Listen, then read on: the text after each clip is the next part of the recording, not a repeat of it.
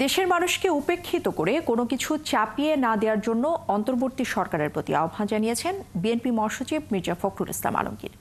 বৃহস্পতিবার বিকেলে সাবেক সিনিয়র আইজিপি এজে মোহাম্মদ আলীর প্রথম মৃত্যুবার্ষিকীর স্মরণ সভায় এই মন্তব্য করেছেন তিনি।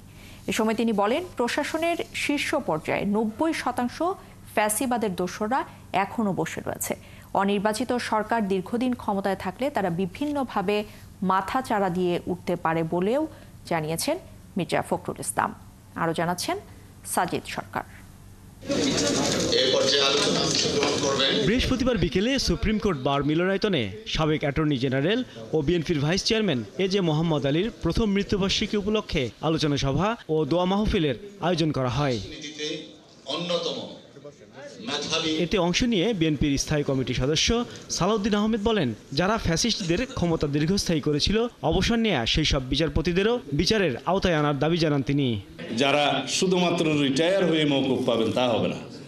তারা ফ্যাসিস্টের দোসর ছিল, ফ্যাসিবাদের আয়ু দীর্ঘায়িত করার জন্য তারা বিভিন্নভাবে সহায়তা করেছে। তো তারা যদি শুধুমাত্র রিটায়ার্ড হয়ে যায়, শোকসভা হিসেবে তালি না দিলে ভালো। রিটায়ার্ড হয়ে যায় এবং তারা যদি নিরাপদে তাদের অর্জিত দুর্নীতিতে প্রাপ্ত সম্পত্তি এনজয় করতে থাকে, তাহলে এটাও কিন্তু জাস্টিস এনশিওর করা হলো। বিএনপি সবচেয়ে বড় রাজনৈতিক দল আখ্যায়িত করে ফখরুল বলেন, বিএনপির কাছেই দেশ ও গণতন্ত্র নিরাপদ। তবে বিএনপি গণতান্ত্রিকভাবে নির্বাচনের মাধ্যমে ক্ষমতা চায়। একটা অন্তর্বর্তী সরকার, এটা কি দেশের মানুষের জন্য কোনো উপকারে আসতে পারে না। আমাদের কথাগুলোকে অনেক ভুল ভেবে বিচার করার চেষ্টা চালানো হচ্ছে। তা আমরা এটা জানি কেন করা হচ্ছে, কারণ গত পরশু সেটা প্রমাণিত হয়েছে যে দেশনেত্রী বেগম খালেদা জিয়া এই দেশের সবচেয়ে জনপ্রিয় রাজনৈতিক নেতা।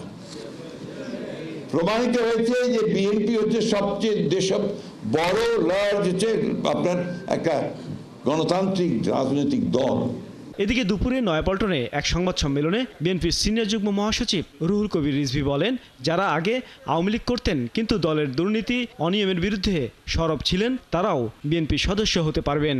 যারা হয়তো একসময় আওয়ামী লীগ করতেন কিন্তু আওয়ামী লীগের এই দুঃশাসন, আওয়ামী লীগের বর্বরচিত কর্মকাণ্ড, লুটপাট, টাকা পাচার এটাকে পছন্দ করেনি, মানে যারা করেনি এই ধরনের মানুষ, তারা আগেই আওয়ামী লীগ থেকে সরে গেছেন, তারা আসতে পারবে না কেন। 1 কোটিরও বেশি মানুষ নতুন কর্মী হিসেবে যুক্ত করার টার্গেট রয়েছে বলেও জানান রুহুল কবির রিজভী।